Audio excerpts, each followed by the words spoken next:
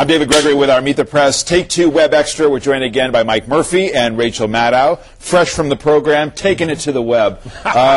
Rachel, exactly. Now, Rachel, I want to start with you. This is a question from Allie F. Okay, this gets to something we were talking about, this left-right divide. Where she actually has the wrong question. Where is it? Oh, here it is. Oh, yeah. Rachel. Actually, this isn't from Allie F., but she was thinking the same thing. Drew asked this. Rachel, do you think you would be a good senator, or are your opinions too set? Or would you be able to wheel and deal, and could you forge bipartisan consensus? No, I don't think I'd be a good senator for so many reasons before we even get to policy. I'm not interested in doing that, and I think that I have great respect for people who choose to pursue their both ideological aims and what they want for the country by doing that. But I think I'd be horrible at it for a million You know, it's funny. If David Brooks were here, he might say that, you know, people, you know, on television, cable types, other, you know, shock jocks, as he wrote in his column, don't have political influence. But do you think there are more people, whether it's a Glenn Beck or a Rachel Maddow or others, who would actually pursue office, should pursue office? People who are in the media should go. No, I mean, Al Franken probably should have. It worked out well for him. I mean, it's sort of it depends. I think in part on whether or not you want your daily job to be participating in a big group decision with other legislators. I mean, that's really what legislating is, right? You're trying to come up with a group decision among these 100 or among your committee or among your subcommittee, whatever it is, about how to move forward. And I'm bad at that. Mike Murphy? I'd be a great czar. I know you're going to ask me the same question. I'd be a lousy senator. I actually think it would be good for a lot of people in the opinion journalism world to run for office. Just to go through that. If win or lose, whether it be a good senator, be case by case, people would decide. But I think it would be a good experience for them. Because it would get out of kind of the bell jar that you kind of get trapped in and go out and see the real voter world and learn what campaigns are really like. Speaking about campaigns, we have Jennifer who writes, how do you see the field for 2012?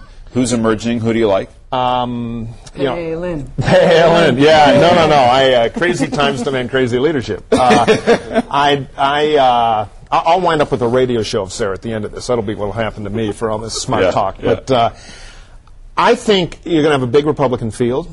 I think the Republican nomination will be viewed as being worth having, though I think Obama, after the midterms, will be in trouble, and then there'll be an inevitable comeback. So it could be a very competitive race. The usual suspects, of course, will be there. Mitt Romney, Mike Huckabee, who I think is a little underestimated as a potential contender. I'm not for him, but I think he could have a real path to the nomination. I think you're also going to see some new faces, like I know if David Brooks were here, he'd be talking maybe about John Thune, who's kind of a new and impressive guy coming up out of the Senate. Brooks would talk about Thune? Endlessly. Yeah.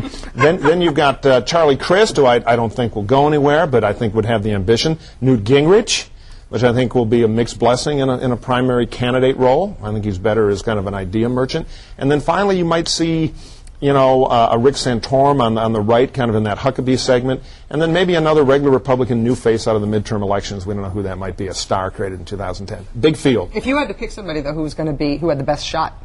If I had to put like three of them right now, kind of on the head of the pin, I think Romney, because he's got kind of the space, the guy who came in more or less second last time. Huckabee, the other guy who came more or less second last time. And a guy I didn't mention in the first round, I should have, Tim Pawlenty, governor of Minnesota, who's emerging as a competitor in that regular Republican segment, which is most but not all the party. How's the shoe situation for you? So I'm wearing the exact same shoes as I wore last time, because I thought they worked out pretty well. They did. They are also my only non-sneakers. While we're on the two-shot, or no, I guess we need to come here. I just want to end this with something that was talked about here on the program, and that's my ability to do this. It was just, okay. Oh, there we go. This is something I learned when I was a high school debater, and I'm very proud of it. I can no longer think. I'm mesmerized. If they still had the Sullivan Show, things could have turned out all different. Yeah, exactly. Well, hey, we have YouTube, so who knows how far that would go. Thank you both very much.